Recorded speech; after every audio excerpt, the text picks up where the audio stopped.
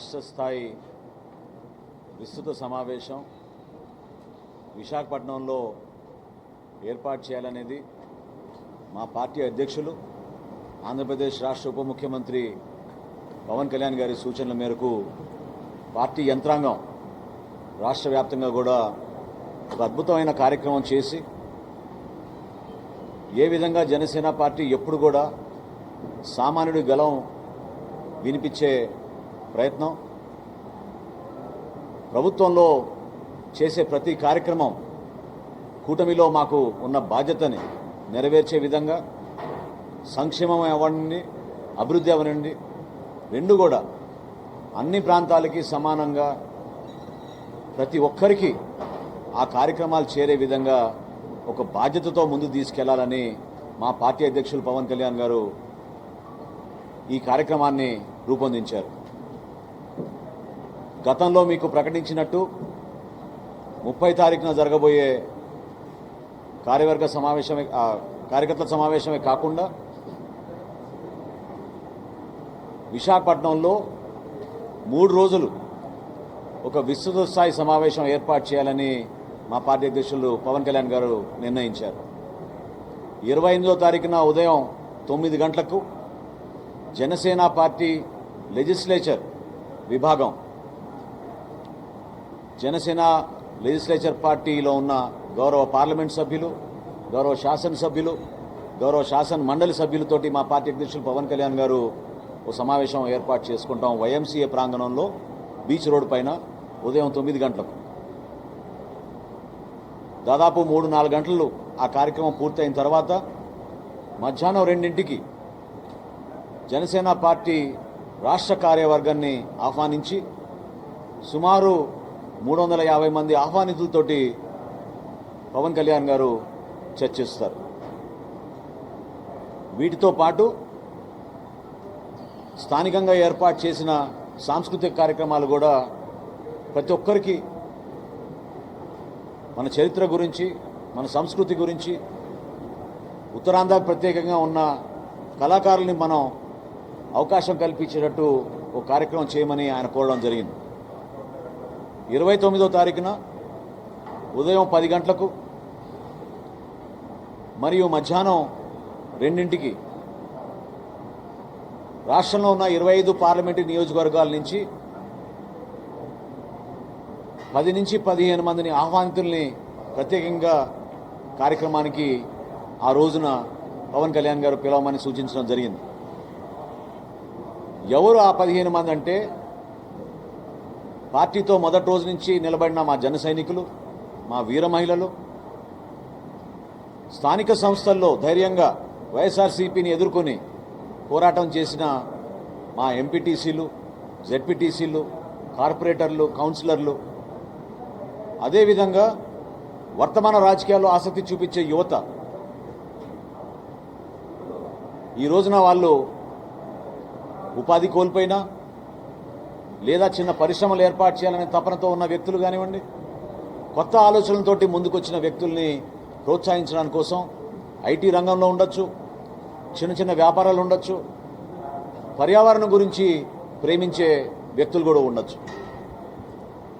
వీళ్ళందరితో కూడా ప్రత్యేకంగా గిరిజన ప్రాంతాల నుంచి ఉన్న మన సర్పంచులు, మహిళలు, వాళ్ళతో ఇంటరాక్ట్ సెషన్ 29వ తారీఖున రోజంతా కూడా మా పార్టీ అధ్యక్షులు పవన్ కళ్యాణ్ గారు కేటాయించడం జరిగింది. అనేక అంశాలపైన చర్చించబోతున్నాం.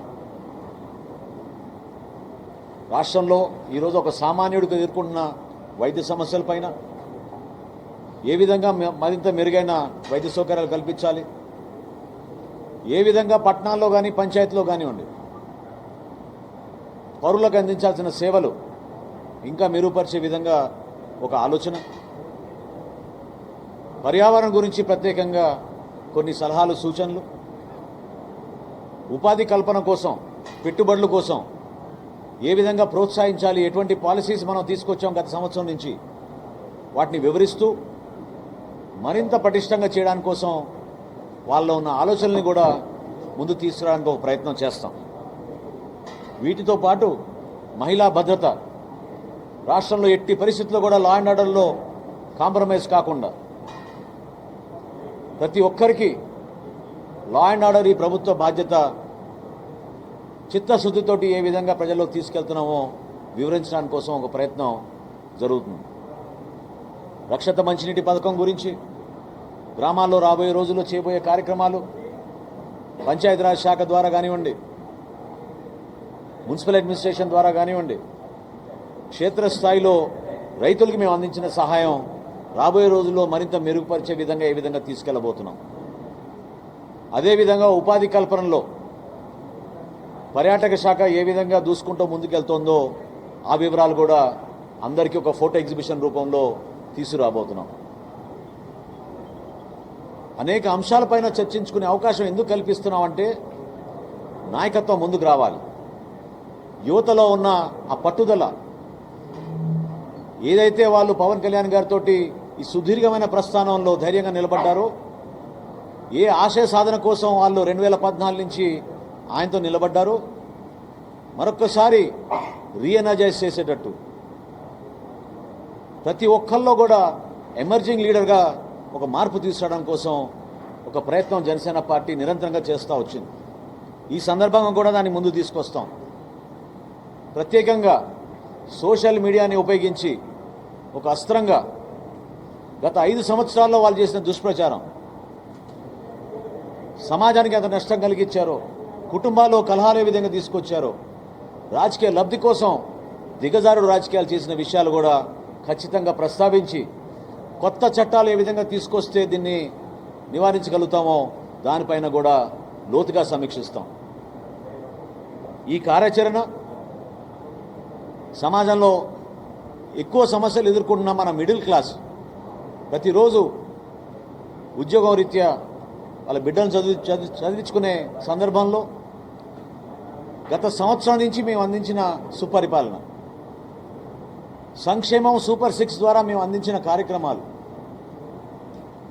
ఎంతవరకు మేము చేయగలిగాం, మరింత మెరుగైన సేవలు చేయడానికి మేము ఏం కార్యక్రమాలు చేయాలి, ఈ సమాచారం జనసేన పార్టీలో ఉన్న క్రియాశీలక సభ్యులు ఒక బాధ్యతతోటి క్షేత్రస్థాయిలో తీసుకెళ్లే విధంగా ఈ కార్యాచరణని మా పార్టీ అధ్యక్షులు పవన్ కళ్యాణ్ గారు ముందు తీసుకొచ్చారు. ఇది ఒక అద్భుతమైన సమావేశం. 3 రోజుల పాటు విశాఖపట్నంలో రాష్ట్ర ఉప ముఖ్యమంత్రి మా పార్టీ అధ్యక్షులు పవన్ కళ్యాణ్ గారు అందుబాటులో ఉండి మా క్యాడర్ తోటి ఆయన ముఖాముఖి సమావేశాలు ఏర్పాటు చేసుకుని వాళ్ళ మనోభావాలు తెలుసుకునే విధంగా, వాళ్ళలో ఒక ధైర్యం నింపే విధంగా, రాబోయే రోజుల్లో కర్తవ్యంతో ఒక బాధ్యతతోటి కూటమిలో మనం ఎట్లా కలిసి పనిచేయాలి, ఏ విధంగా మన కార్యాచరణ ముందుకు తీసుకెళ్లాలి దానిపైన ఈ ప్రోగ్రాం రూపొందించడం జరిగింది. దీనికి ఒక నామకరణ, ఒక అద్భుతమైన టైటిల్ కూడా ఆయన డిసైడ్ చేసి చెప్పారు. సేనతోటి సేనాని.